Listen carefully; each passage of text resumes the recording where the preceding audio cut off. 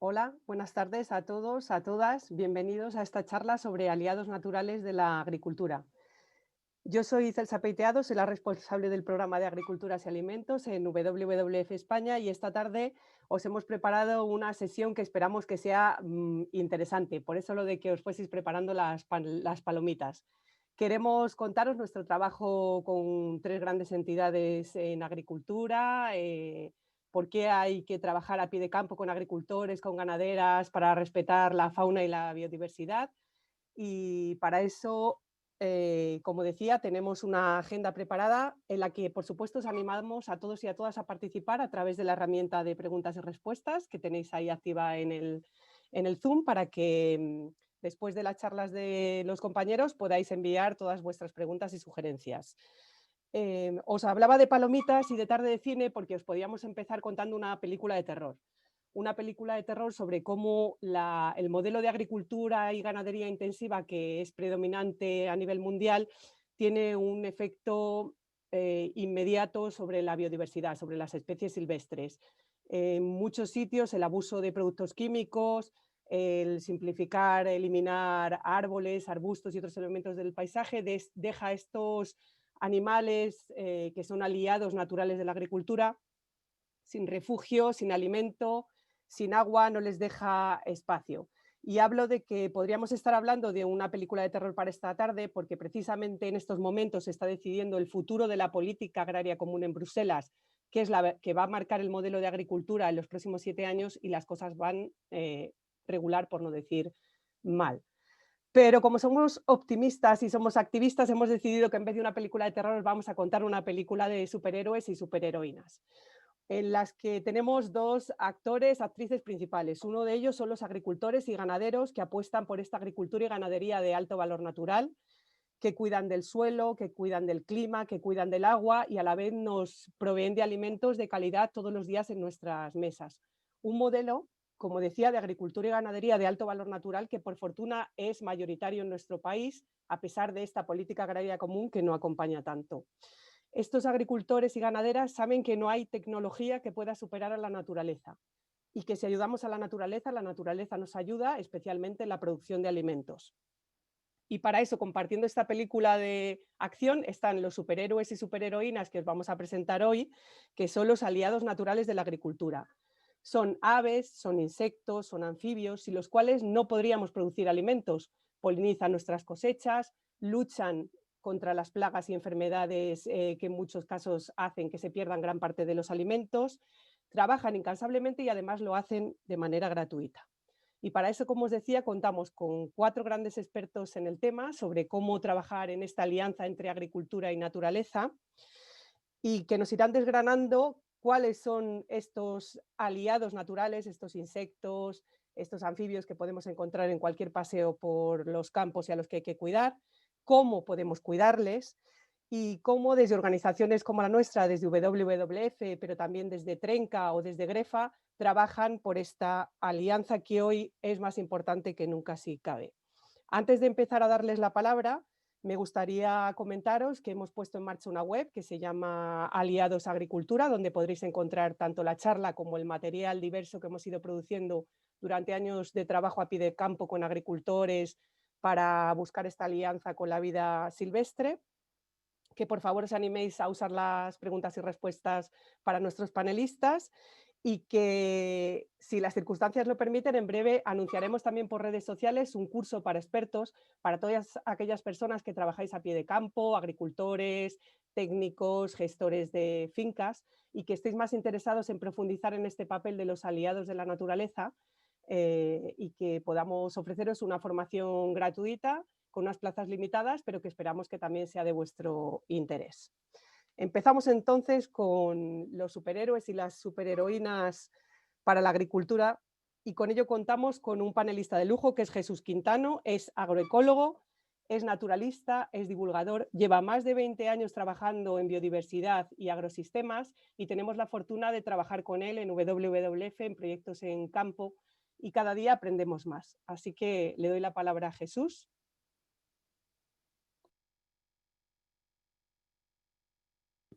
¿Me escucháis ahora? ¿Me escucháis? Ay, perfecto. Bueno, pues nada, Celsa, muchas gracias por tu presentación y por la magnífica introducción que has hecho. Bueno, mi cometido esta tarde, en esta divertida e interesante jornada, va a ser hacer un repaso, un resumen, no vamos a ver todo, pero hacer un repaso por esos superhéroes y superheroínas que habéis incorporado a la campaña que habéis lanzado esta semana. Que como has dicho, tienen esa heroicidad, no por el hecho solamente de ejercer control biológico, ¿no? De ayudarnos porque eliminan y controlan los organismos dañinos a las plantas, polinizan, etcétera, sino porque también viven y sobreviven en el medio agrario.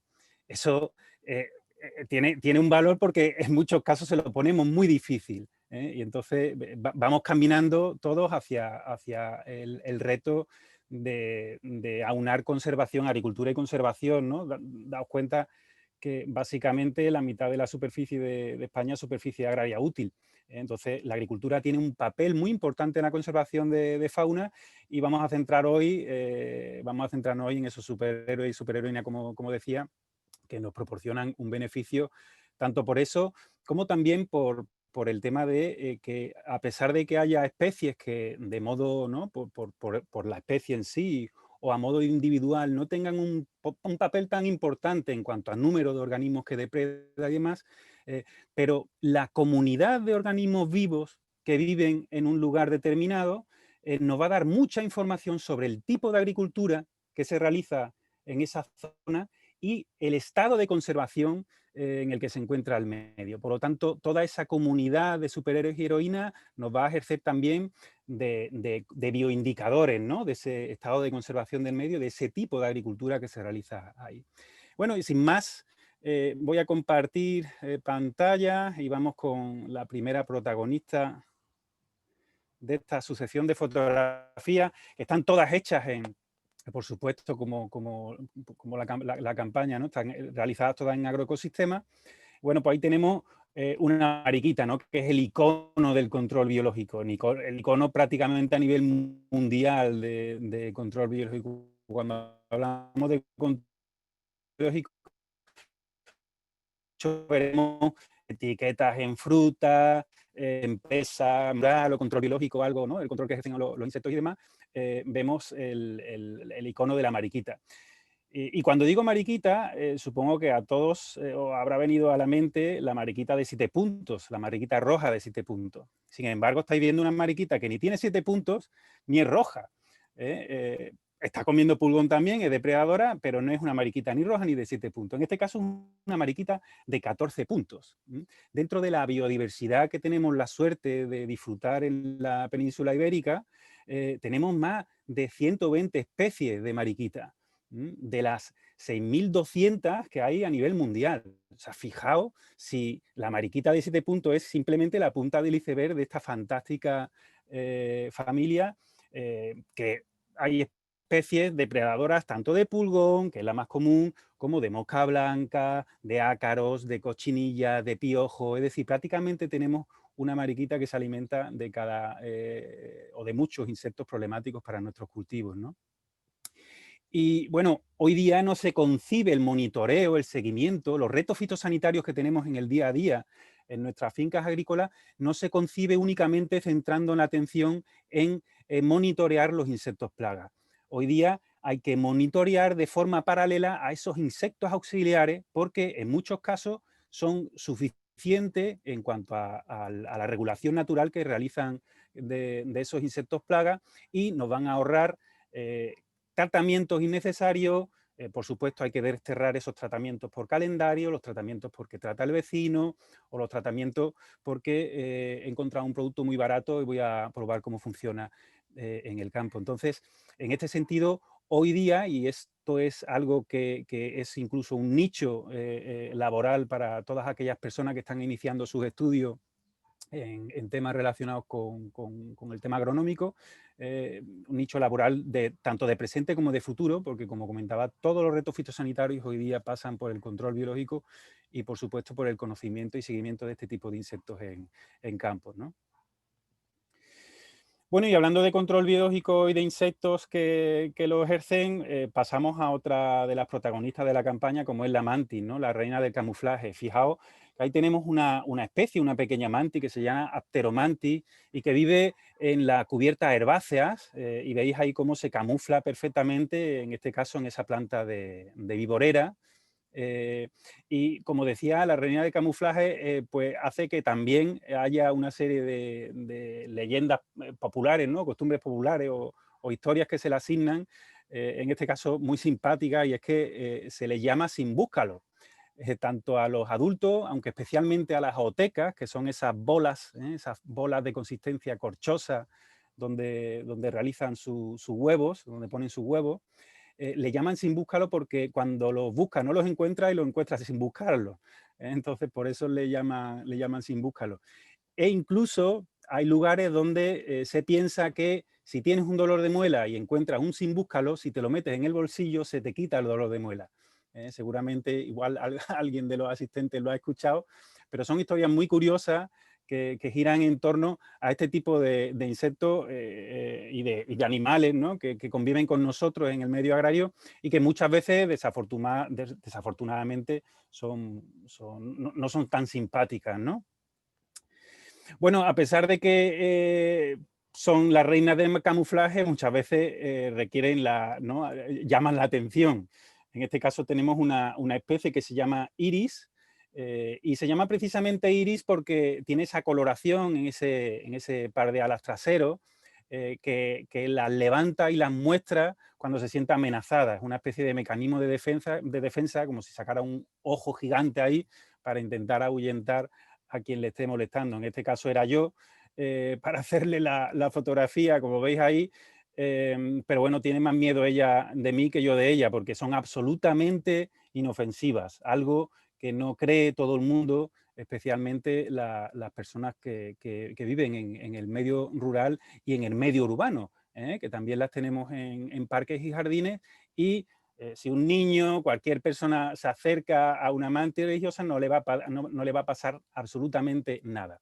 Y fijaos que acabo de decir mantis religiosa, pero hemos visto dos especies y ninguna es mantis religiosa, porque mantis religiosa también coincide con el nombre científico. Hemos visto una pteromantis, hemos visto una iris oratoria, y es que resulta que tenemos del orden de 2.400 especies a nivel mundial, 22 de las cuales podemos disfrutar tanto en la península como en nuestras islas, en Baleares y Canarias. O sea que fijaos la riqueza que tenemos, hablamos de mantis religiosa, pues al igual que la mariquita, tenemos una riqueza y un gran número de especies que podemos encontrar entre nuestros cultivos, muchas de ellas especializadas en los estratos herbáceos, otras en los arbustivos, arbóreos, etcétera. Como comentaba, todos los que vamos a ver son absolutamente inofensivos, como es el caso del simpático erizo.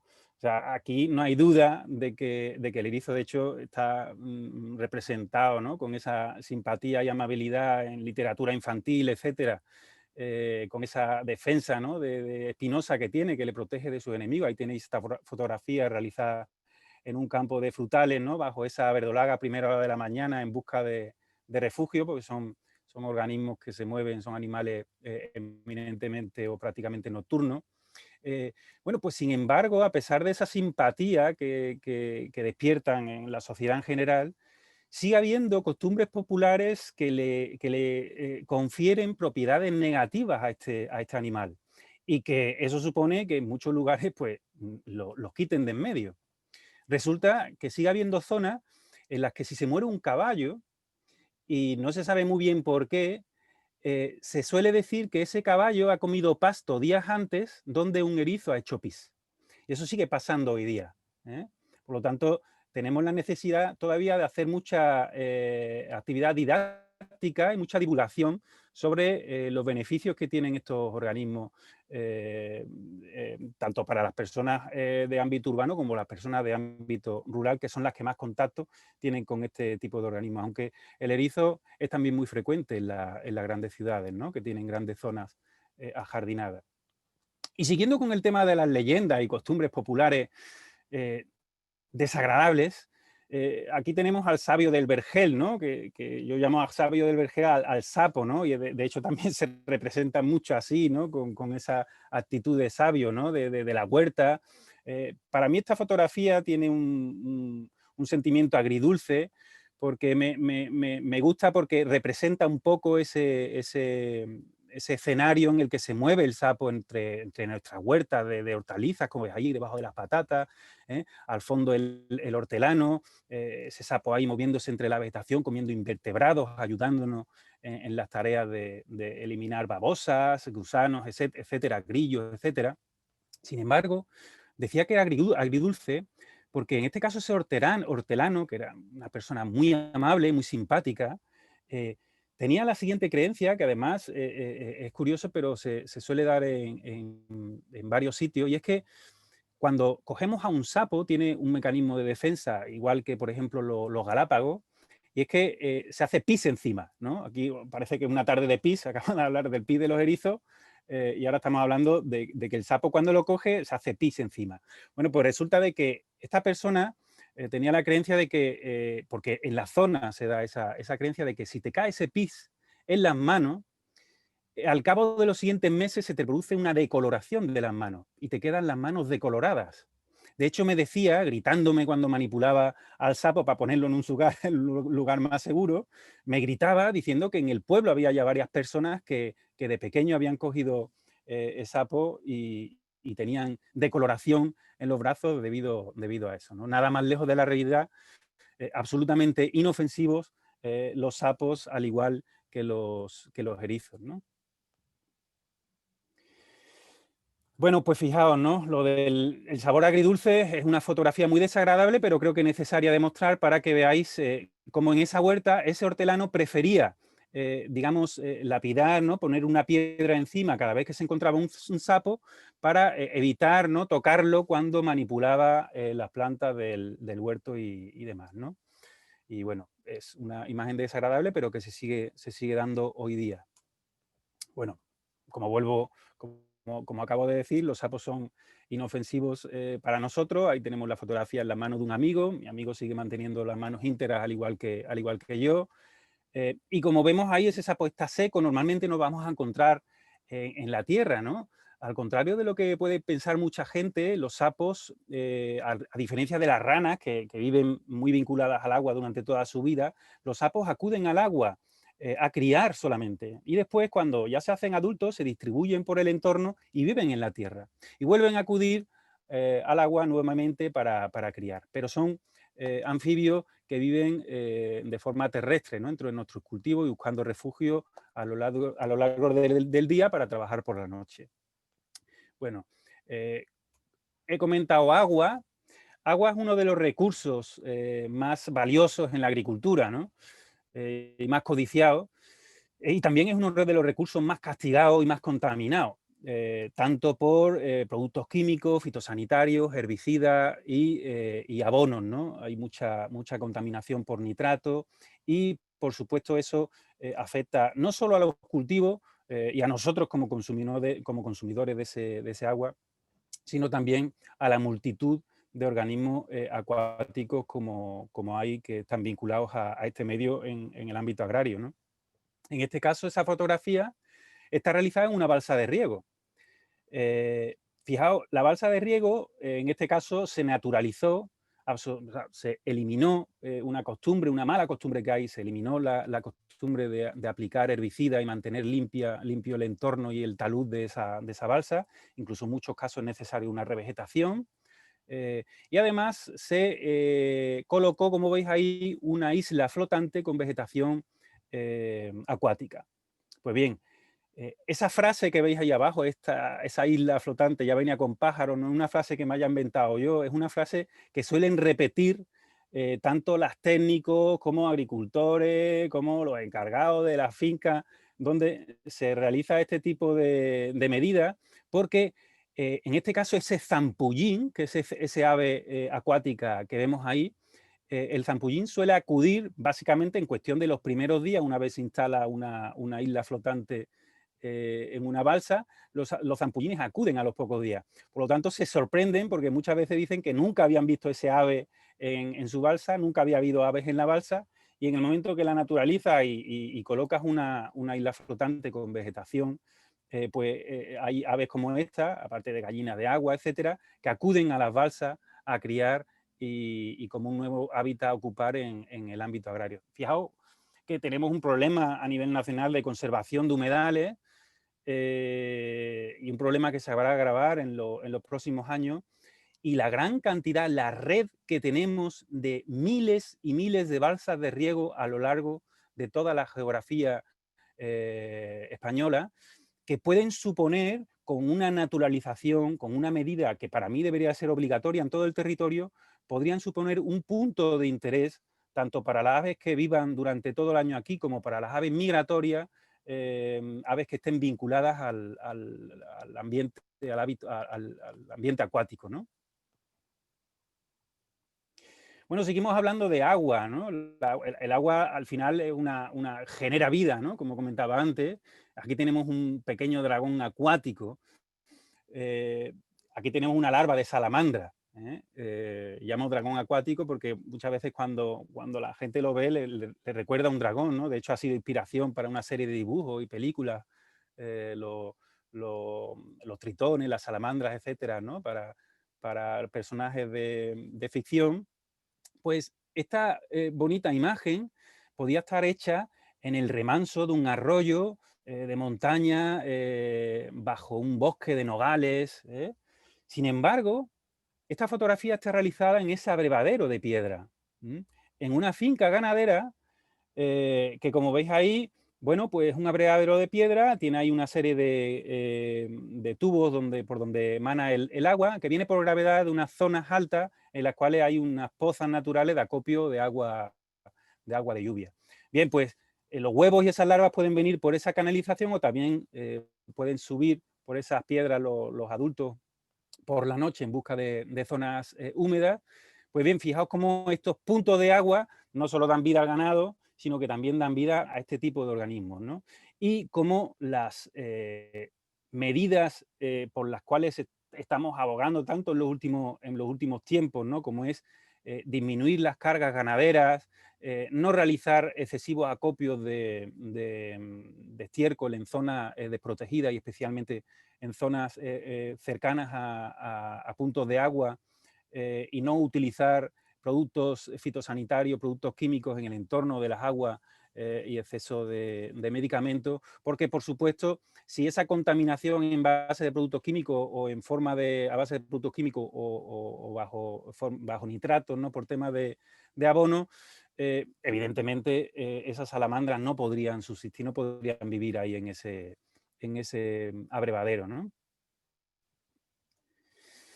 Bien, pues ahí tenemos, al igual que el sapo, las salamandras acuden al agua para criar, pero cuando se desarrollan como adultos, pues ya se distribuyen por la zona, por el entorno, y buscan refugio durante el día, bajo troncos, bajo piedra, entre la vegetación espesa o en este caso entre las hojas de esa lechuga, en esta pequeña huerta, en una finca agroecológica de olivar, la cual, bueno, pues la propietaria tenía esa pequeña huerta para producir hortalizas para su familia. Pues bien, evidentemente, en una finca como esta, los anfibios, que son una familia de animales bastante sensibles a las alteraciones químicas del medio, a la contaminación química del medio, porque tienen una piel muy permeable, pues evidentemente aquí se sienten amparados y viven perfectamente, conviven perfectamente con la actividad agrícola.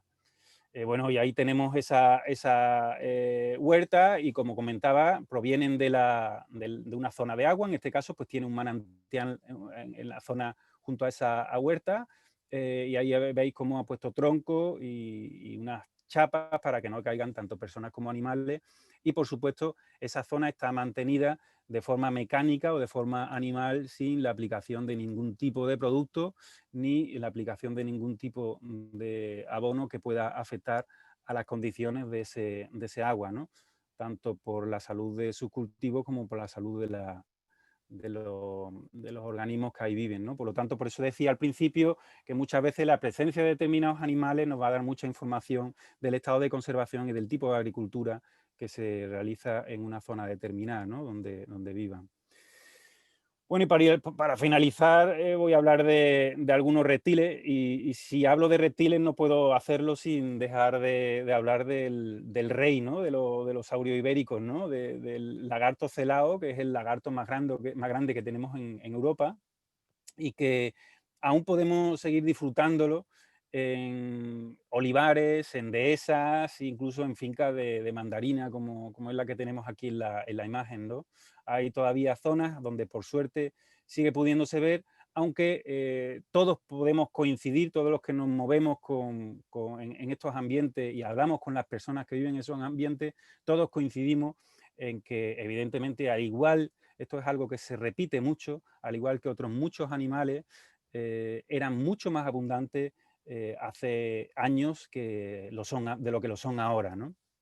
Bien, fijaos, esta fotografía puede parecer muy bonita, ¿no? Está hecha ahí en la cubierta vegetal, en medio de una calle de esa finca de mandarino, pero los animales que viven en el ámbito agrario se siguen viendo muy afectados, no solo por los residuos químicos y los problemas con los sobreabonados que venimos arrastrando de las últimas décadas, sino también con esos residuos físicos, esos residuos plásticos que aún seguimos sufriendo en el ámbito agrario. Se ha trabajado mucho, ha habido muchas campañas en los últimos años con los productos, los botes de productos fitosanitarios, los programas SIFITO y todas estas historias.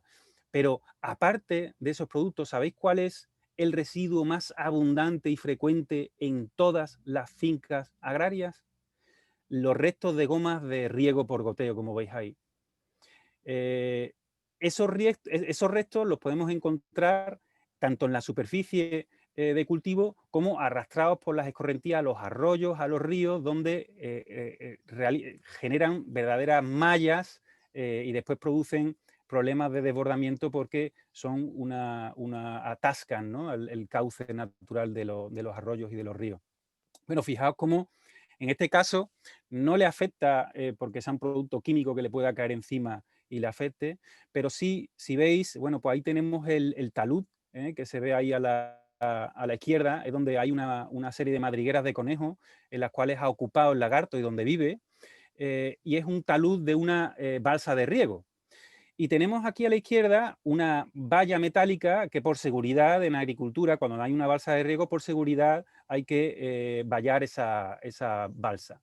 Pues bien, esa malla llega a ras del suelo, incluso en muchos casos a varios centímetros abajo de ras del suelo. Lo normal es que vaya a ras del suelo. Ese es el primer impedimento que tiene un animal tan grande como este, que uno de sus mecanismos de defensa es huir, la rapidez, ante cualquier enemigo natural que tenga, especialmente pues, aves rapaces o cualquier tipo de zorro con hambre, etc. Lo que hacen es correr inmediatamente y con esa velocidad que tienen, pues se meten en la madriguera o en el nido que tengan, ¿no? En su refugio.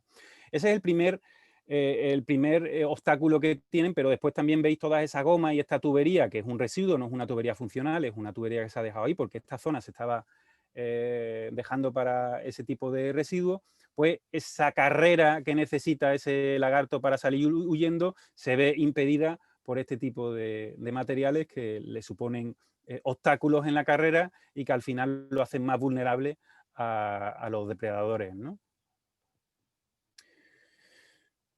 Tenemos que seguir trabajando mucho con este tipo de residuos en los próximos años. Bueno, y a pesar de haber hablado del rey de los reptiles, ¿no? Para mí, mi favorito, no puedo evitar, es el camaleón. Es una especie que se ha adaptado perfectamente a vivir en el medio antropizado, entre ellos en el medio agrario. Bueno, esta fotografía está tomada hace escasas semanas en la comarca de la Charquía, en Málaga, y en una zona de cultivos subtropicales, como veis ahí, ¿no? Bueno, ahí tenemos la suerte de que sigue siendo una comarca en la que es relativamente abundante este animal y se ha adaptado perfectamente a ese medio agrario y actualmente, bueno, en los últimos años a ese boom que hay de subtropicales, de mango, aguacate, especialmente en esas comarcas, aunque también en muchos otros puntos de la geografía española. Bueno, pues ahí tenéis esa fotografía en la que veis cómo a primera hora de la mañana se solean en la zona alta de ese mango. Y esta foto me gusta mucho porque se ve ese fondo del hábitat en el cual ahora mismo está obligado, ¿no? Se ha tenido que adaptar a vivir, ¿no? Este animal, ¿no? Fijaos, el fondo, pues con cultivos bajo plástico, ¿no? Cultivos protegidos, pero especialmente fijaos cómo en la última década en la que llevo especialmente siguiendo esta zona, en la última década fijaos cómo las nuevas plantaciones de subtropicales llevan prácticamente hasta la misma punta, hasta la misma cota de altura de esos montes que veis ahí al fondo. Y además, si os dais cuenta, son plantaciones nuevas en las cuales no se ha dado, ni se ha dejado, ni se intuye ningún tipo de infraestructura que vertebre el territorio donde nos encontramos, en este caso en la Axarquía. Tan necesaria esa infraestructura para la supervivencia en la zona de un animal como este, ¿no? Que requiere no solo suelos y tierras libres de movimientos agrícolas para criar, sus huevos tienen una incubación de prácticamente un año, sino también donde cazar y de donde distribuirse por el territorio. Fijaos en esta finca agroecológica donde están hechas las fotografías, pues vemos cómo utilizan esas matas de hinojo en contacto con las copas de los árboles para movilizarse de arriba hacia abajo, especialmente cuando los árboles ya son grandes y adquieren los troncos un diámetro considerado, ¿no? Las cubiertas vegetales en este caso y esas infraestructuras son muy necesarias para estos animales.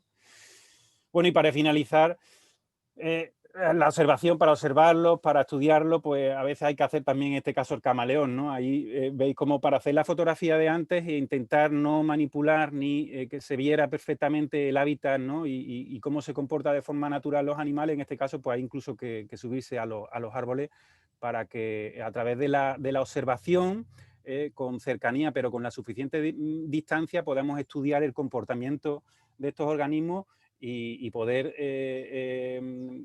establecer estrategias de conservación lo más acertadas posibles, ¿no?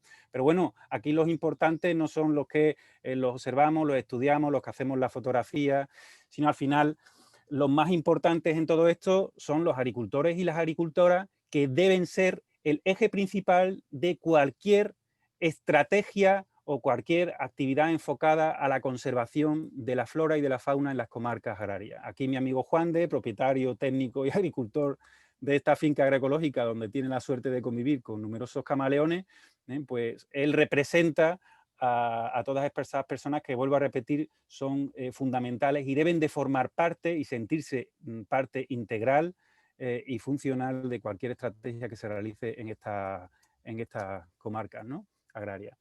Pues nada, muchísimas gracias y espero que hayáis disfrutado tanto como yo y espero disfrutar de la mesa redonda que viene ahora. Muchísimas gracias, Celsa. Muchísimas gracias, Jesús, por traernos estas impresionantes imágenes y recordarnos lo afortunados y afortunadas que somos por poder tener esto. Yo es que vivo en un pueblo, entonces casi cruzando la calle y encontrarnos estos animales con los que compartimos campo. Y también por el mensaje que das realmente para todo esto que implicará agricultores y agricultoras, que son los que están ahí día a día peleando. Antes de empezar con el debate, tenemos otros 3 cortos, 3 experiencias concentradas, 7 minutos, 3 expertos, 7 imágenes que resumen su trabajo día a día. Y para eso vamos a empezar en primer lugar con Carlos Cuellar de Grefa. Carlos es graduado en Ciencias Ambientales y coordinador del proyecto de control biológico de las plagas de topillo en Castilla y León, aunque ya afortunadamente le tenemos también campeando por fincas en Sevilla y de ahí al infinito. Carlos, todo tuyo. Está silenciado.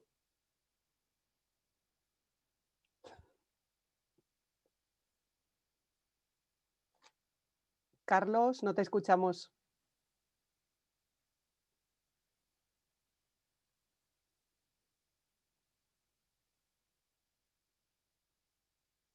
Ahora. Hola, Ahora, ¿se oye? perfecto. Perfecto. Un segundito, por favor, que justo se me ha ido la batería. Estas son las cosas del directo. Un segundo, por favor.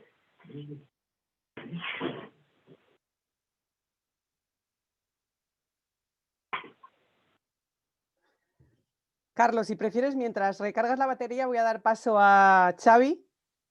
Sí, por favor, perdona. Sí, voy a dar paso a Xavier Sucarrat, que es de la organización Trenca. No ha podido estar con nosotros su compañera Nuria Esteve, pero estamos encantadas de recibir a Xavier, que es agricultor ecológico y es el responsable de la gestión de las fincas que esta entidad tiene en Las Garrigues. Y si no conocéis a Trenca, de verdad que os animamos a que os deis un paseo por su página web y sobre todo que catéis su aceite, que es extraordinario. Xavier, todo tuyo.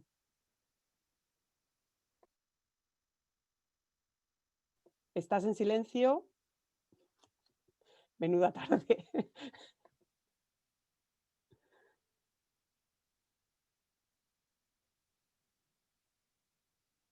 Hola, Xavier.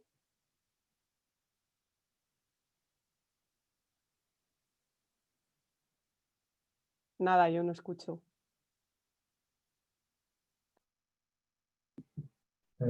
Perdona, Celsa, ¿me oyes? Ahora, perfecto. ¿Álvaro? ¿Es Xavier Marco? Es Xavier Sucarrat. Parece ser que no está o se ha tenido que caer. Bueno, pues voy a seguir tirando del comodín del público, si me lo permitís. Ya he enchufado el ordenador, si Venga, queréis. pues volvemos a Carlos de Grefa. Os animo mientras a que si no conocéis el hospital que tiene Grefa y el centro de recuperación en Madrid, en Majadahonda, os deis un paseo y veréis el trabajo que hacen tan impresionante. Venga, Carlos, que ya no sé qué más contar. Bueno, lo siento, es que justo la ley de Murphy existe y ha saltado el batería baja al dar paso a la conversación. Bueno, pues, como ha dicho César, soy Carlos, represento a Grefa, Grupo de Rehabilitación de la Fauna Autóctona y su hábitat, que trabajamos en toda España y en algunas zonas de Europa directamente en proyectos de conservación de fauna salvaje. Y bueno, concretamente en el tema de la recuperación de especies vinculadas a los ecosistemas agrarios, ya desde hace varias décadas tenemos un bagaje, sobre todo con especies como el Cernica loprimilla, los aguiluchos, etcétera, y sobre todo también con el control biológico de las plagas de topillo campesino, ¿no? Este proyecto lo iniciamos hace 10 años en Castilla y León a raíz de una gran plaga que se produjo de este roedor, en la que, bueno, las consecuencias socioeconómicas fueron nefastas, pero ambientalmente pues también hubo unas agresiones muy importantes para la fauna, ¿no? Y de ahí pues nació la idea original del proyecto de tratar de restaurar los equilibrios naturales entre depredadores y presas, que podemos ver en este caso. Si puedes dar la imagen de atrás, Guillermo, lo estamos llevando a cabo mediante la instalación de cajas nido como la que veis aquí en esta fotografía, ¿no? En zonas que han sufrido transformaciones paisajísticas muy agresivas debido a las concentraciones parcelarias y a la modernización de la agricultura, y que han dejado paisajes muy simplificados en los que la pervivencia de determinadas especies que históricamente han sido aliadas del agricultor, pues se ha vuelto muy difícil, ¿no? ¿Cómo estamos tratando de paliar estas deficiencias paisajísticas? Bueno, pues tenemos 2 vías de trabajo que vamos a ver. Una sería esta, de una forma más cortoplacista, ¿no? Para dar una respuesta más rápida a la problemática, que es la instalación de cajas nido para aquellas especies que en paisajes como el que veis en la imagen, pues hay una ausencia total de sustrato arbóreo o arbustivo, Y luego, pues aparte, también hacemos paralelamente restauraciones paisajísticas mediante la plantación de especies vegetales autóctonas que a medio o largo plazo ya puedan dar un sustrato de reproducción a estas especies que queremos favorecer, que en su mayoría son cernícalo vulgar, lechuza común y mochuelo europeo. Aparte, bueno, también, como os decía antes, el cernícalo primilla y los aguiluchos, las diferentes especies, pues juegan un papel muy importante por tener todos unos hábitos tróficos muy dirigidos a la depredación de roedores y macroinvertebrados, ¿no? O, bueno, comúnmente llamados pues insectos grandes, como los langostos, etcétera, ¿no? Y otro tipo de fauna. En la siguiente imagen podéis ver el interior de una caja de lechuza, ¿vale? Donde, como veréis, en el centro se encuentran esos pollitos ese aspecto tan extraño que tienen, son pollitos de lechuza común. Estas cajas, bueno, vale decir que la ocupación se produce de forma natural, no requieren de proyectos de reintroducción, ni ningún tipo de esas medidas. La ausencia de sustrato de nidificación de estas especies es tan grande en algunos territorios que el simple hecho de instalar caja de nido pues favorece mucho la colonización del territorio por tanto lechuzas como mochuelos o cernícalos, ¿no?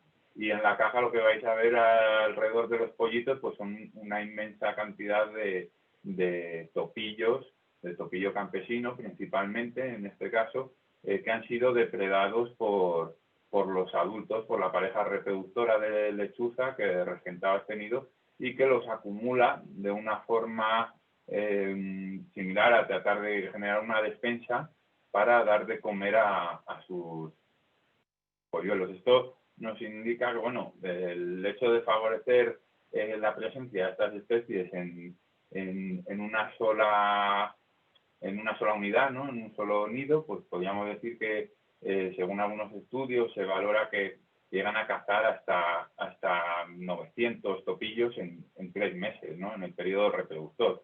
Si esta cifra la multiplicamos por 10 o por 20 parejas reproductoras que podamos tener en un territorio, en un municipio, pues el resultado es bastante claro, ¿no? En el caso del cernícalo y el mochuelo, pues viene a pasar lo mismo. En la fotografía a continuación, si la pone nuestro compañero Guillermo,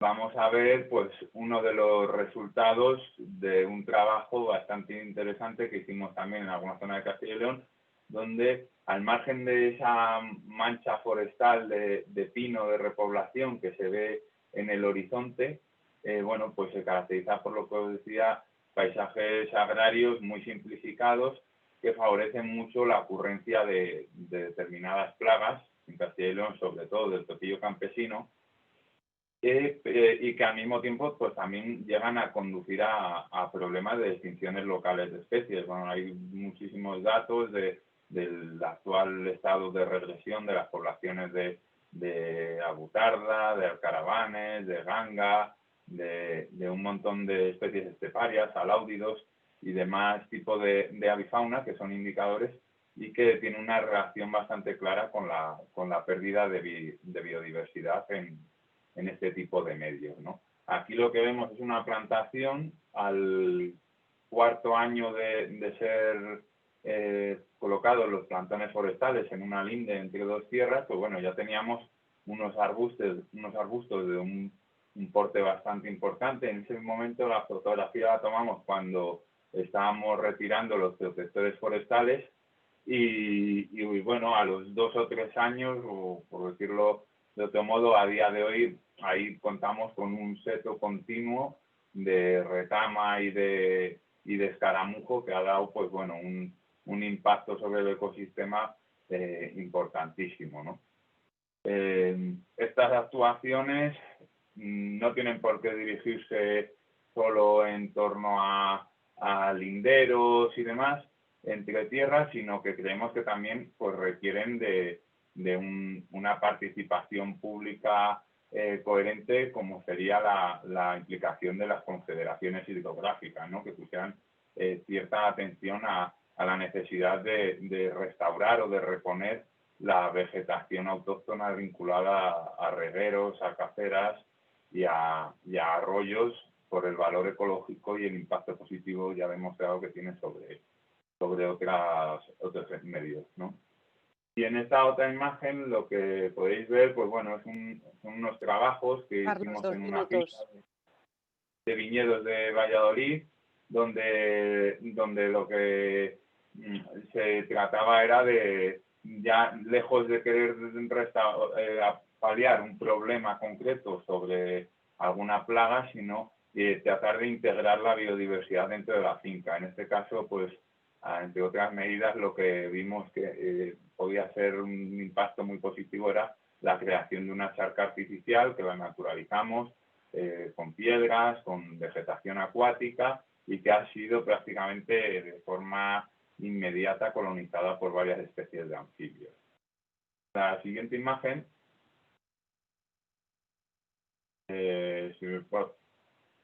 otra de las líneas de trabajo que tenemos en los medios agrarios es, bueno, y en general en el mundo rural, es tratar de dar importancia a algo que sea, aparte del impacto positivo sobre la fauna que tiene, al patrimonio arquitectónico, ¿no? La construcción antigua en piedra seca, en mampostería, pues genera unas posibilidades muy importantes para la fauna auxiliar, especies de reptiles, especies de pequeños mamíferos carnívoros,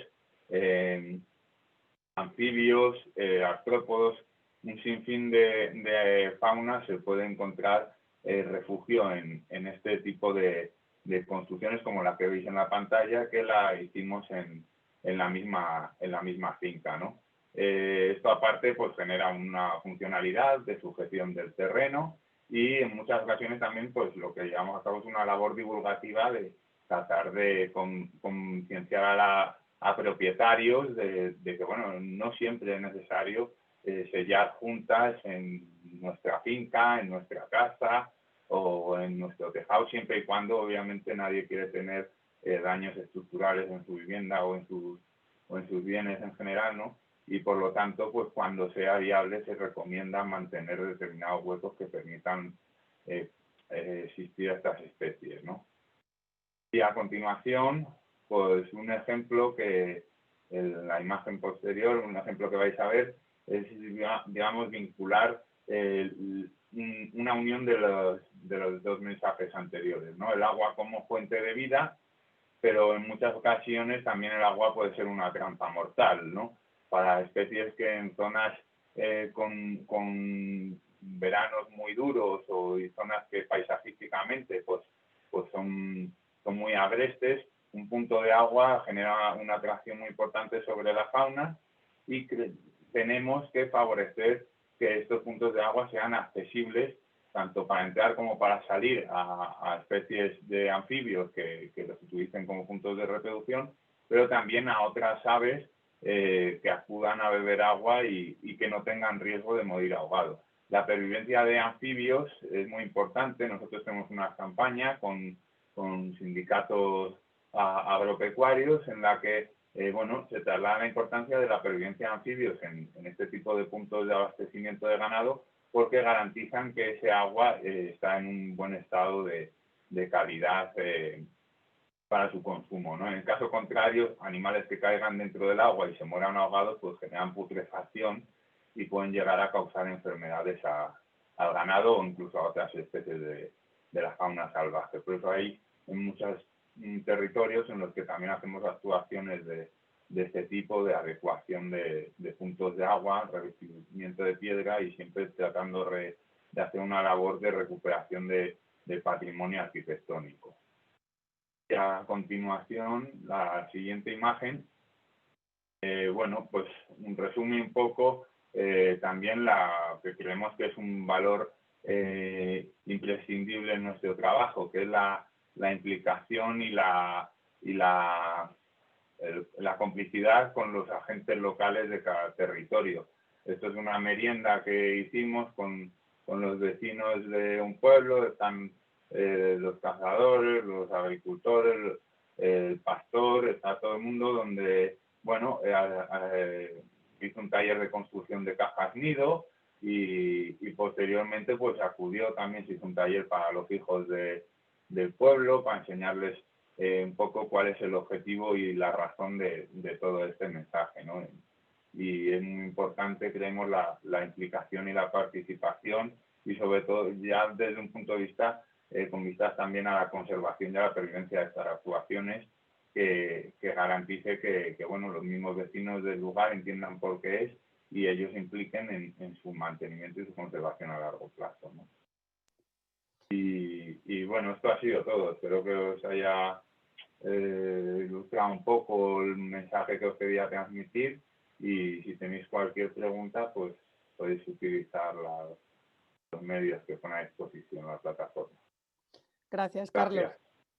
Gracias. Continuamos con Xavier Sucarrat, que ya ha recuperado la conexión desde Lleida. Han tenido un problema con la luz y, como decía, es el responsable de gestión de fincas de la organización Trenca, que trabajan, entre otras cosas, con olivares centenarios. Ya estáis. Xavier, Hola. ¿estás ahí? Hola, buenas. Sí. ¿Me oís bien? Gracias. Sí, perfecto. Vale, primero de todo, agradeceros que nos hayáis invitado a este webinar, que es súper interesante y súper importante y necesario en estos momentos.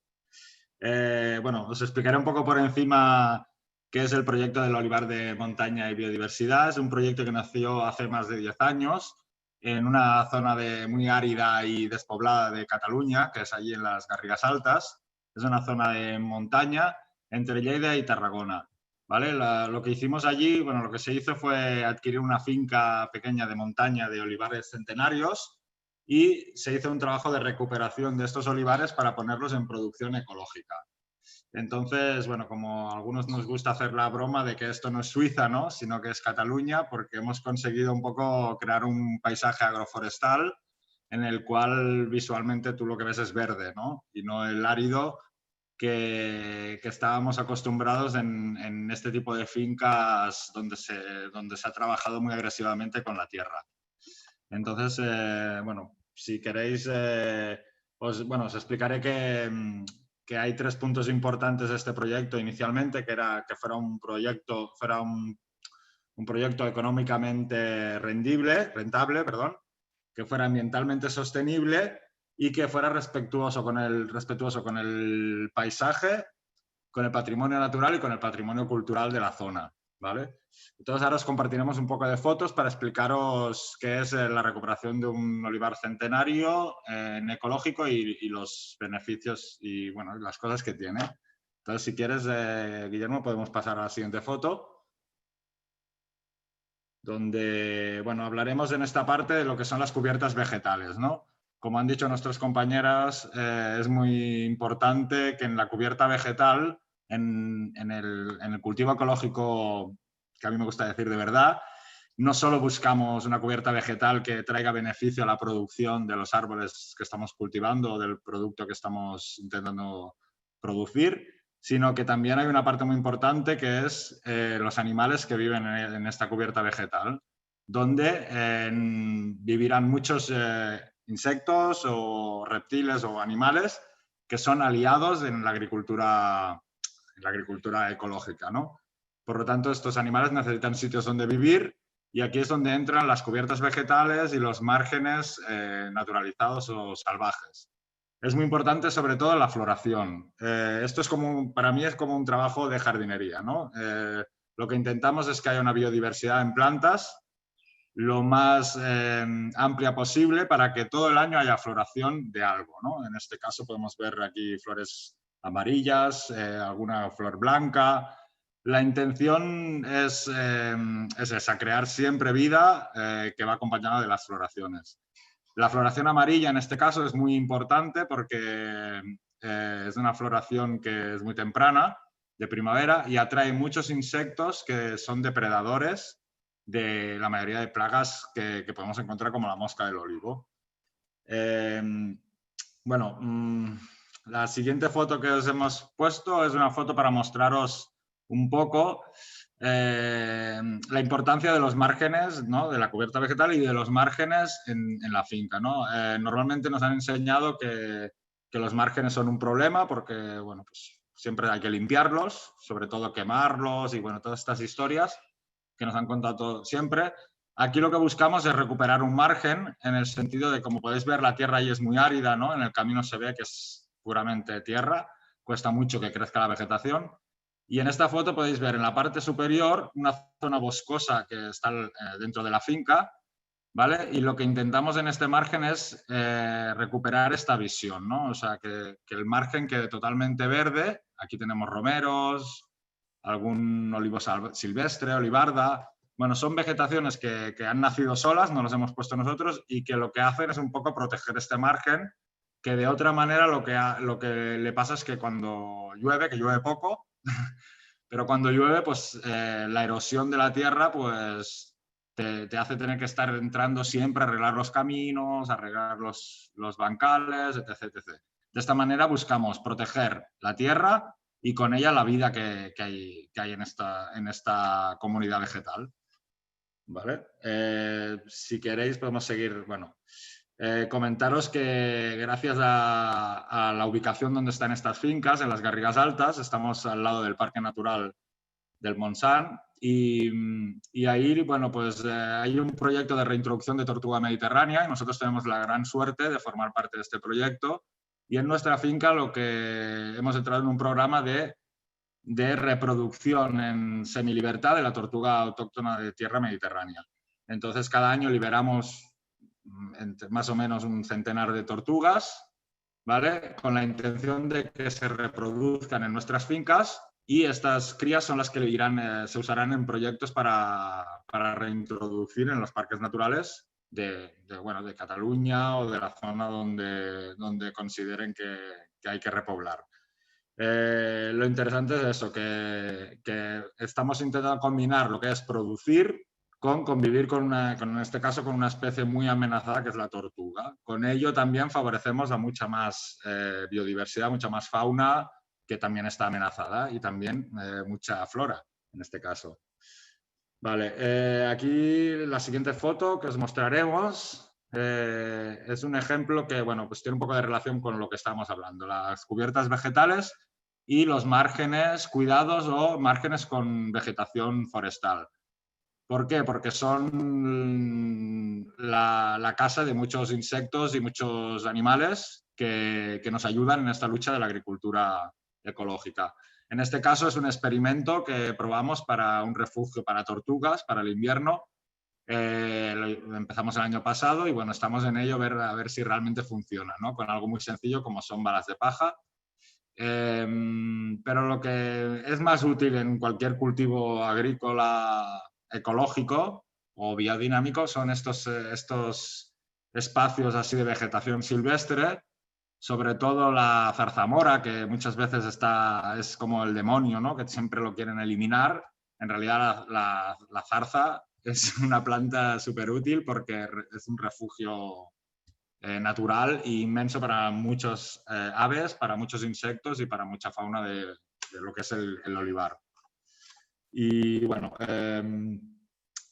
y aparte de todo esto, bueno, tenemos ahora si quieres pasar a la siguiente foto, Guillermo, pues aquí os queremos presentar a nuestros otros grandes aliados, que en este caso no son animales salvajes, aunque viven en semilibertad, que son nuestros burros, que son básicamente los jardineros del proyecto. Y bueno, ellos a través de fincas que tenemos en custodia, en acuerdos de custodia, pues los vamos pasturando, ahora no me sale en castellano, con perdón la palabra, pastando, los vamos pastando de finca a finca. Algunas son fincas forestales abandonadas, con lo cual también protegemos el entorno de la finca de incendios forestales y el mismo bosque. Y bueno, esto es una manada de burras muy simpáticas que os invito, si alguna vez queréis venir a visitarnos, pues os invito a conocerlos porque son muy simpáticos y son muy, muy chulos y me tienen enamorado. Y bueno, y como podéis ver, pues ellos están ahí trabajando, que son los que no paran de trabajar 24 horas allí. Y bueno, gracias a todo esto hemos sacado un producto que es el oli de oliva virgen extra ecológico Salvatge. Es un aceite de alta calidad, ¿vale? Con una presencia que intentamos que sea una presencia muy bonita. Y en este caso usamos unos dibujos de Tony Llobet, ¿vale? Que representan la fauna, un poco la fauna del olivar, ¿no? La fauna que vive en el olivar. Y bueno, pues este es nuestro orgullo y nuestro producto con excelencia que hemos sacado de este olivar tan bonito en el que tenemos la suerte de trabajar.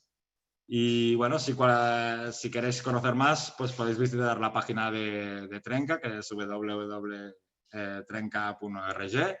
Y próximamente estamos sacando una tienda online, ¿vale? Para poder hacer llegar este producto lo más lejos posible y hacer difusión de un proyecto que es un ejemplo de cómo se puede cultivar un producto de calidad, sano y sin maltratar la naturaleza. Y un poco sería eso. Muchas gracias, Xavier. Y te tomamos la palabra, iremos a ver los burros y a catar el aceite. Así que... Muy bien, muy bien. El último, pero no menos importante, es mi compañero Felipe Fuentelsaz, que nos va a presentar el trabajo que desde WWF hacemos en campo. Él ha dicho que le presente como fan del Betis, pero creo que merece que cuente también que es ingeniero agrónomo y que es el coordinador de proyectos de agricultura y muchos otros trabajos de la organización. Felipe, todo tuyo. Bueno, muchas gracias, Elsa.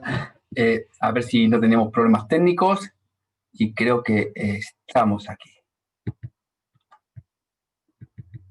¿Veis la pantalla, verdad? La voy a poner amplia. Ahora, ¿la veis completa? ¿Sí? Ok. Bueno, pues muchas gracias a todos y todas por asistir y por aguantarnos en esta hora.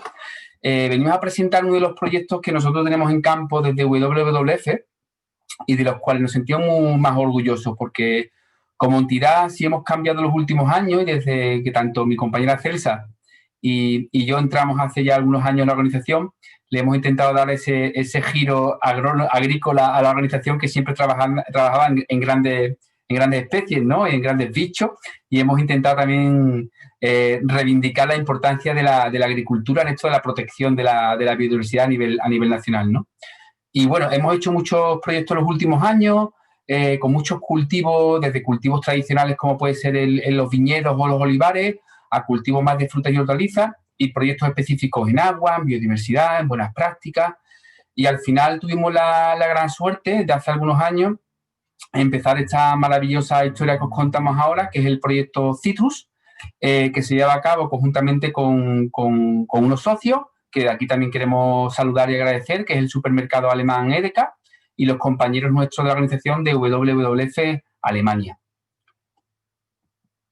Bueno, pues el proyecto Citrus es un proyecto para la mejora ambiental de los cultivos de cítricos, en este caso de naranjas y mandarinas. En este caso hemos empezado por el Valle de Guadalquivir y Huelva, ¿no? En Andalucía.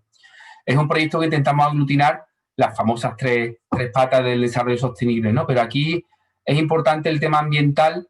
El proyecto se basa en pilares muy fuertes relacionados con el agua, con pesticidas, con biodiversidad, con buenas prácticas agrícolas, y se basa en la experiencia de expertos en la materia en cada una de esas fases. Por ejemplo, en temas de biodiversidad tenemos la suerte de contar con Jesús Quintana en este caso.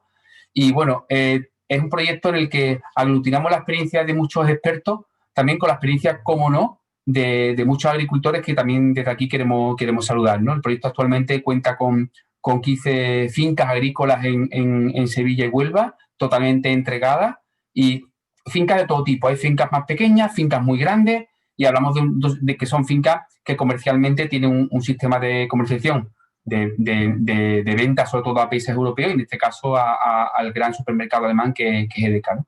Socialmente el proyecto también para nosotros es muy importante porque hemos conseguido en pocos años también fomentar mucho y fijar la población en el medio rural. Yo recuerdo al principio que empezamos hace unos 4 o 5 años con una única finca, con un almacén con Iberhanse que está en la Algaba, y al 2 o 3 años que tuvimos que ampliar el número de fincas, se tuvo que abrir un almacén nuevo, ¿no? Entonces, eso significa que se fija al menos 200, 300 personas que trabajan la manipulación, muchos más trabajadores en campo, y sobre todo este tipo de proyectos al final también mejora las condiciones laborales de los trabajadores, y también requiere perfil técnico, ¿no? También, que es importante este tipo de proyectos. Y sobre todo económico. Es una de las grandes reivindicaciones que también Celsa lo ha comentado anteriormente y los diferentes ponentes, que siempre tenemos que luchar por un precio justo. Y este es el gran éxito que podemos también comentar en el proyecto, que al final el producto se vende con un valor añadido en el mercado, en este caso en Alemania, y al final también radica en que hay un mejor precio también para los productores, con lo cual pueden abordar mucho mejor las acciones que se hacen a pie de campo. Nos vamos a centrar nada más que en aspectos de biodiversidad. Os hemos comentado anteriormente que el proyecto también tiene otras patas, ¿no? Como agua y demás. Pero bueno, en temas de biodiversidad, el gran éxito también radica en dejar trabajar a la naturaleza. O sea, muchas veces no tenemos una varita mágica, y en todos los proyectos que hemos presentado aquí hoy y los que también muchos de vosotros estaréis llevando a cabo, no hay que sacar una varita mágica. Es decir, hablamos de dejar trabajar a la naturaleza. Es decir, una de las grandes cambios en este proyecto, una de las grandes medidas básicas que podemos hacer en cualquier otro proyecto es cuando tú la finca la tienes limpia de residuos, cuando tú una finca dejas de usar herbicidas en sitios totalmente innecesarios. Es decir, aquí, por ejemplo, en España vemos perfectamente que tenemos la gran cantidad de los acuíferos sobreexplotados, tanto temas de cuantitativos como cualitativos con nitrato. Hay mucho uso abusivo de herbicidas, por ejemplo. O sea, ¿por qué tenemos que usar herbicidas en las calles, en los linderos? Vamos a dejar trabajar la naturaleza, vamos a dejar de usar herbicidas, vamos a usar productos cada vez menos tóxicos y vamos a favorecer el control biológico, sobre todo un control biológico por conservación. No nos vale tampoco, son buenas experiencias, pero al final no es una cuestión de cambiar un producto químico por comprar tampoco otros productos que podamos soltar a la naturaleza, como más ecológicos, o incluso jugar con el control biológico con plagas, ¿no? Vamos primero a dejar trabajar a la naturaleza, vamos a favorecer ese control biológico por conservación, y para ello tenemos que trabajar basándonos en la biodiversidad, ¿no? Uno de los grandes éxitos del proyecto Citrus es el control biológico que se hace, en este caso con la ayuda también y la experiencia de los expertos, pero también por el seguimiento por parte de los agricultores y de los plagueros, ¿no? Realmente hacer un control biológico o hacer un conteo de plagas y de depredadores, pero realmente que no sirva para rellenar un cuaderno de campo para pasar una auditoría. Es decir, tenemos que creernos. Y estas imágenes son un ejemplo claro, ¿no? Usar indicadores del proyecto como nivel de mariquitas, como ha comentado antes Jesús, ¿no? Y no solo hay una mariquita, hay muchísimas mariquitas. Tenemos que reivindicar también que en las escuelas de formación, en las universidades, haya la misma fuerza para fomentar el estudio del control biológico que al final el estudio del control fitosanitario, ¿no? Una de esas imágenes, por ejemplo, la que tenéis abajo, son larvas, por ejemplo, una larva de cotonet, por ejemplo, parasitada por avispilla, ¿no? Uno de los clásicos en el control biológico también de plagas en el cítrico, ¿no? Y muchas veces cuando vemos la plaga de cotonet, el agricultor se asusta, ¿no? Y directamente tira para intentar si trata o no trata, o con cualquier otra plaga que tengamos, ¿no? Pero tenemos que ver si realmente tenemos insectos auxiliares, si son capaces de hacer esa lucha biológica, y vamos a esperar, vamos a ser pacientes con la ayuda de expertos también y de la naturaleza para ver si somos capaces de controlar esa plaga. Y si no, pues habrá que buscar otras alternativas, ¿no? En el proyecto Citrus también tenéis colgado también en la web que ha anunciado antes Celsa, en www.es/aliadosagricultura, un maravilloso póster que hicimos en fauna auxiliar en cítrico, ¿no? En este caso son muchísimas más especies, pero no caben todas en un póster, tenemos que ser varias series, pero imaginaros, por ejemplo, la cantidad de insectos que podemos tener beneficiosos en la agricultura, ¿no? Y la cuestión es empezar a conocerlos, ¿no? Eso es muy importante. En este caso, ya habéis comentado anteriormente también en los otros proyectos como los compañeros de Trenca, la importancia de las cubiertas vegetales. Es decir, en Andalucía, por ejemplo, tenemos un problema muy grave con la erosión, y hay zonas, por ejemplo, como Jaén, que tenemos las tasas de erosión de las más altas de Europa. Es decir, ¿por qué tenemos que usar herbicidas en las calles, en cualquier cultivo arbóreo? ¿Por qué se tiene que usar? Es decir, es absolutamente innecesario si no compite con el cultivo. Entonces, vamos a dejar trabajar las cubiertas vegetales. Incluso cuando dejamos de simplemente usar herbicidas durante algunos años, surge una flora que no conocíamos anteriormente. Y en algunos casos también habrá que apoyar, y a lo mejor habrá que semillar con especies las calles, ¿no? O las zonas que queramos, ¿no? También vemos que en los últimos años han aparecido algunas empresas que se dedican a vender semillas para ayudar a vegetar, y pensamos que es una línea de trabajo muy interesante para el apoyo de la biodiversidad en los proyectos de agricultura. Por ejemplo, lo que comentamos anteriormente, ¿por qué tenemos que usar herbicidas en las lindes, cuando en las lindes no tenemos ningún problema, ¿no? En este caso, un ejemplo claro del antes y el después en el proyecto Citrus, ¿no? Como una linde de acceso que me sirve incluso como corredor ecológico, porque hablamos que todas las fincas al final tienen la suerte de tener corredores ecológicos. Algunas veces tienes un arroyo que cruza y te puede servir como un corredor, otras veces tiene una linde de camino, otras veces tiene incluso un talud o el camino principal de la finca, y en este caso es un talud que cuando empezamos en el proyecto estaba en esa imagen y después, con un semillado y un apoyo y un respeto, a conseguirse un vergel de flora.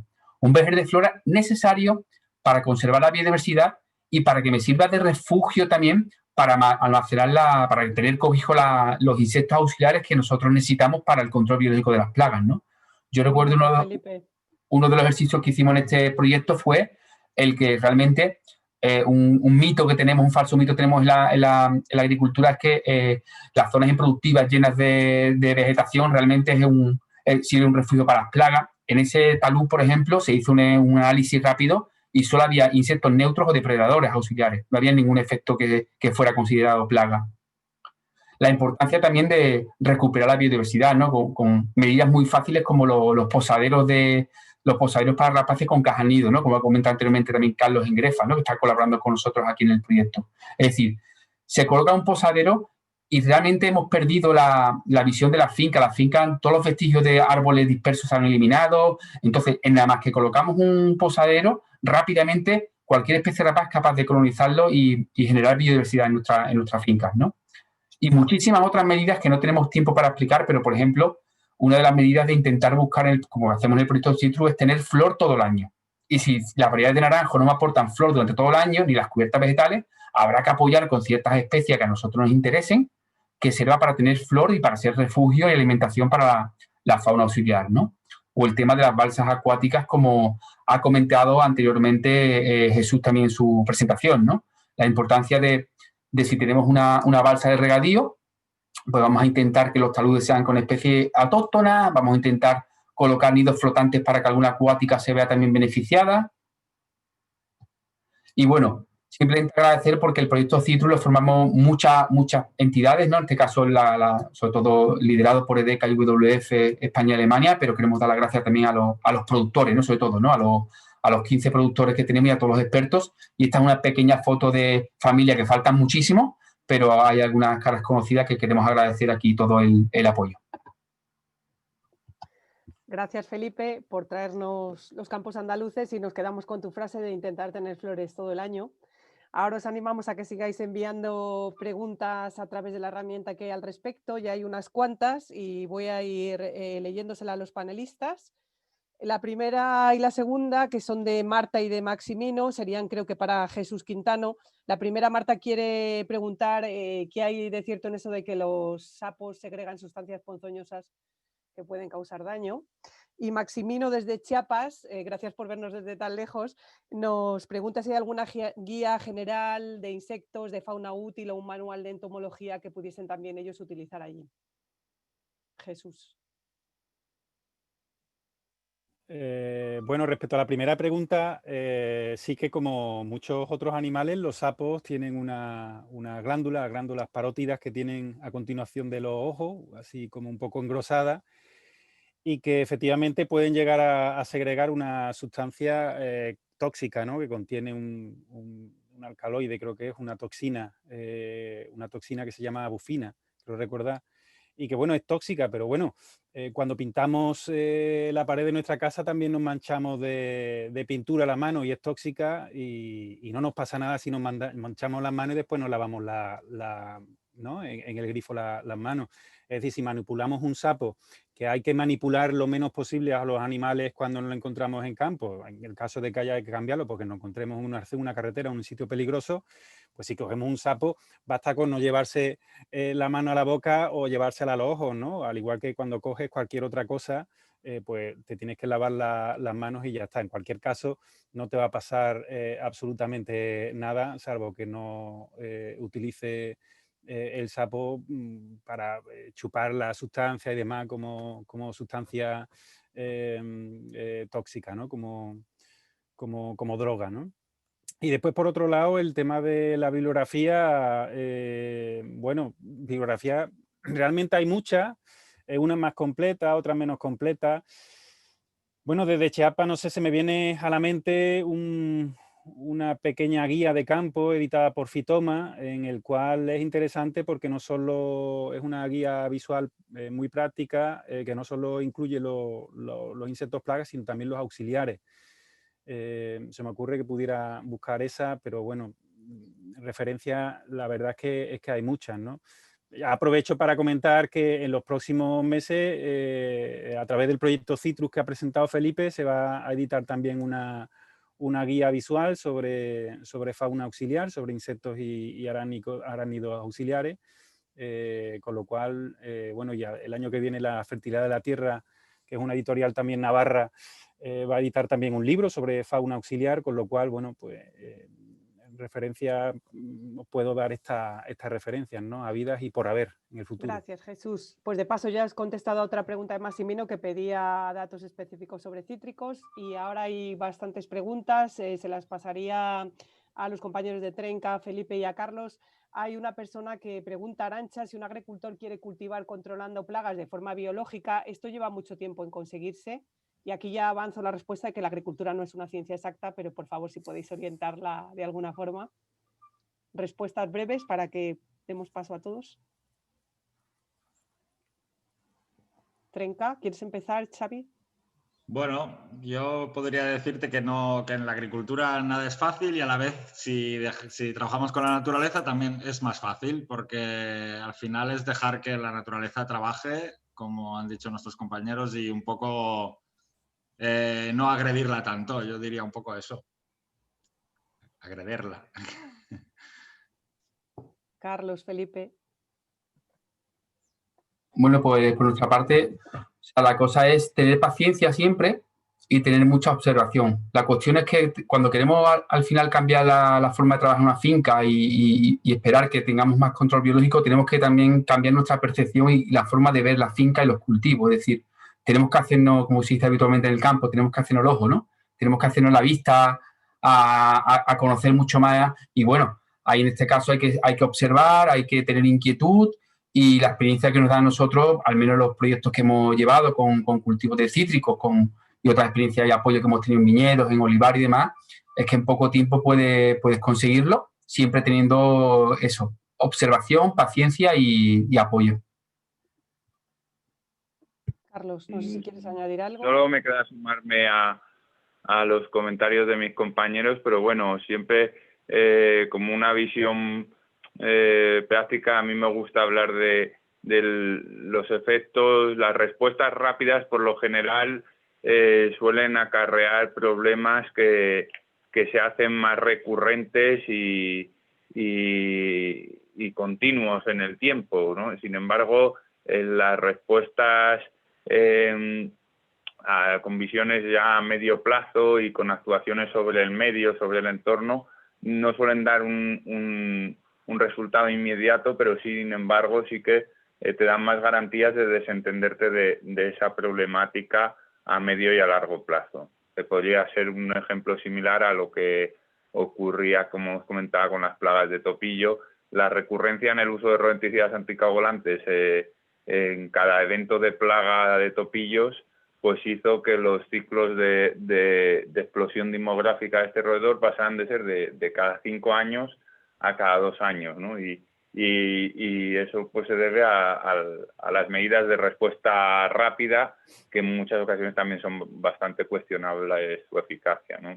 Ahora lo que tenemos son plagas de topillos cada 2 años y nos va a costar mucho tiempo, pese a que la normativa vigente ya no permite el uso de rodenticidas ni de fuego, afortunadamente, nos va a costar mucho tiempo recobrar esa biodiversidad que permite mantener las plagas a raya a medio o largo plazo, de una forma más estable. Gracias, Carlos.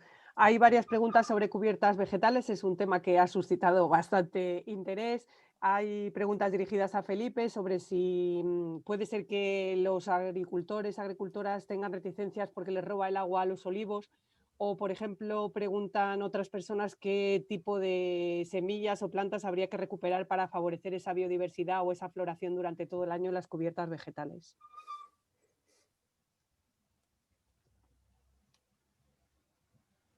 Felipe.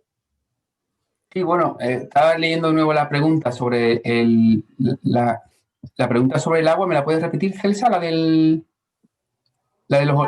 La posible reticencia a no tener cubierta vegetal porque le roba el agua al cultivo.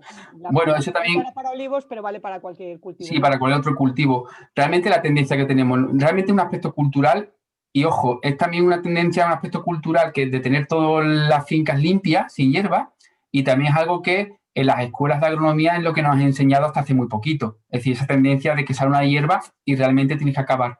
Realmente, en la gran mayoría de cultivos, las raíces no compiten, o sea, la cubierta vegetal no compite en agua, en la calle, con lo que es las raíces principales del cultivo.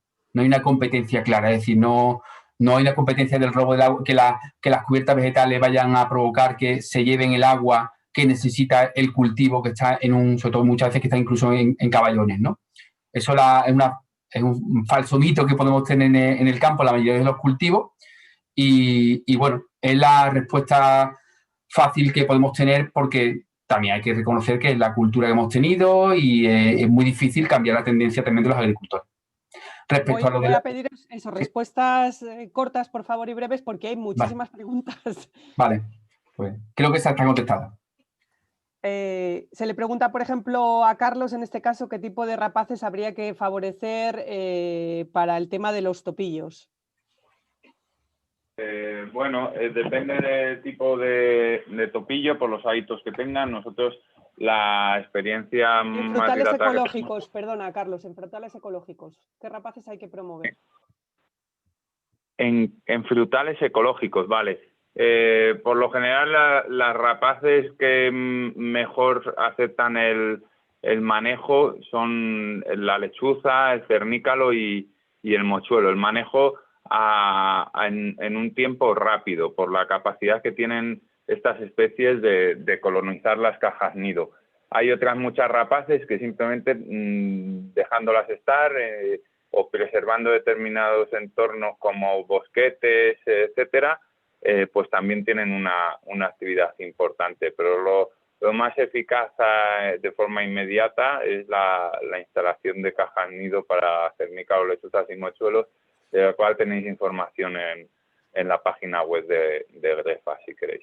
Gracias, Carlos. Le voy a preguntar a Xavi qué especies vegetales se pueden plantar en un secano árido, porque tú has puesto también el ejemplo de lo que tenéis allí, para establecer setos que alberguen fauna auxiliar, y mientras voy preparando otra pregunta para Jesús.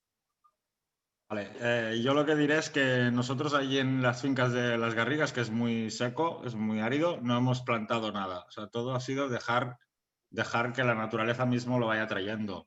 Sí que hay un poco de trabajo de jardinería, un poco de gestionar, ¿no? Pues hay unas que te interesan más que otras y sí que haces un poco de selección a la hora de cortar las floraciones, pero lo mejor es dejar que, al menos en nuestro caso, es dejar que fluya. Tardas un poco más, pero la misma naturaleza, si no hay agresiones, ella misma va curando las heridas en la tierra y va creando lo que tiene que haber allí. Un poco sería eso.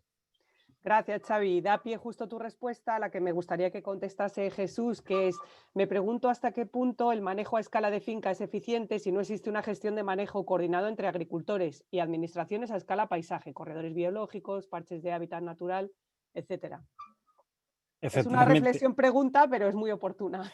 Sí, totalmente oportuna. Evidentemente, por algo hay que empezar. O sea, el granito de arena que podamos aportar cada uno de forma individual, como responsable, como propietario de una finca, bien está y cuenta. Evidentemente, todas estas actuaciones deben de ir encaminadas a que sirvan de espejo y que sirvan de multiplicadores en las comarcas, en la provincia, en las comunidades autónomas, etcétera. Es decir, es necesario que se vertebre el territorio con actuaciones que fomenten la biodiversidad. En mi intervención comentaba, por ejemplo, un ejemplo que está relacionado con esto, con el tema de aves acuáticas y las balsas de riego, ¿no? La naturalización, que creo que es obligatoria, el empezar a reivindicar la naturalización de las balsas de riego, precisamente con este sentido, ¿no?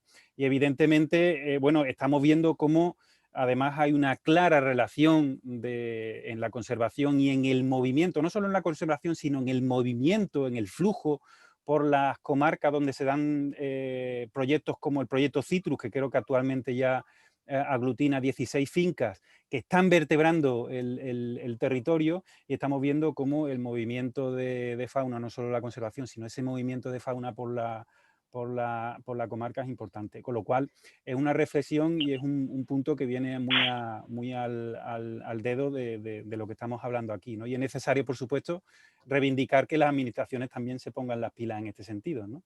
Gracias, Jesús. Nos quedan 2 preguntas para terminar, aunque intentaremos dar respuesta a todos si ha quedado algo en el aire. Pregunta Rubén, que es de SEOverlife y lleva el proyecto Olivares Vivos, si hemos usado, o habéis usado, mejor dicho, el tema de los hoteles para insectos, que a ellos les ha dado muy buen resultado y que para aumentar la diversidad de polinizadores, ¿cómo lo veis? Quizás abro esta pregunta a los 4. Bueno, pues yo soy el último que ha hablado y el primero que voy a hablar. Simplemente, bueno, mira lo que tengo aquí, ¿no? Son pequeños hotelitos caseros que tengo en mi casa para fomentar los polinizadores, en este caso en zona urbana. Me parece una idea muy interesante y necesaria. Creo que he escuchado que él trabaja con temas de olivares vivos. Bueno, en el tema de la polinización del olivar no intervienen de forma directa, ¿no? Porque el olivar se poliniza por el viento, por el aire. Pero sí que interfiere en la polinización de esa cubierta vegetal y de esas infraestructuras vegetales que rodean en forma de arbustos, árboles a los cultivos, como en este caso el olivar. Por lo tanto, fomenta la presencia, el buen semillado y la permanencia de esa flora, y por supuesto enriquece la comunidad de polinizadores, porque le estamos creando un hábitat idóneo para la especie de abejas solitarias que anidan en esas oquedades que se suelen utilizar para los hoteles de insectos, ¿no? No sé si alguno queréis apuntar algo más sobre los hoteles de insectos o paso a la última pregunta. Bueno, yo Dale. yo solo diría que tiene toda la razón y que estamos en un punto tan grave de extinción y de agresión a la tierra que cualquier reacción es súper necesaria e importante. Pues paso a la última pregunta, que a mí sinceramente me pilla un poco... bueno, es Ana Martín y pregunta que qué opináis sobre los mini bosques Miyawaki y que si serían útiles en sistemas agrícolas. Yo me pillas fuera de juego, Ana, te lo reconozco sinceramente. A mí me gustaría que Ana pudiera participar y compartir, porque no desconozco, ¿no? No sé si pudieses teclear algo en directo o si no... Lo desconozco. Pero por curiosidad lo buscaré, me lo anoto y lo sí, busco. de hecho, para cerrar, siento la celeridad de las preguntas, se han quedado algunas sin contestar.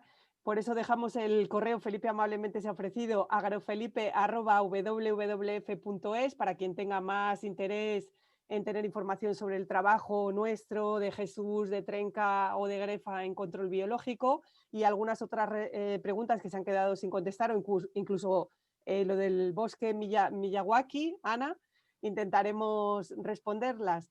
Animaos de nuevo a que nos sigáis por redes sociales, a que si os interesan estos temas de agricultura y naturaleza, ojéis la web que acaba de salir, que comentaba Felipe también, de Aliados Agricultura, me parece que es, y que estamos a vuestra disposición para seguir trabajando conjuntamente en esta gran alianza que nos une.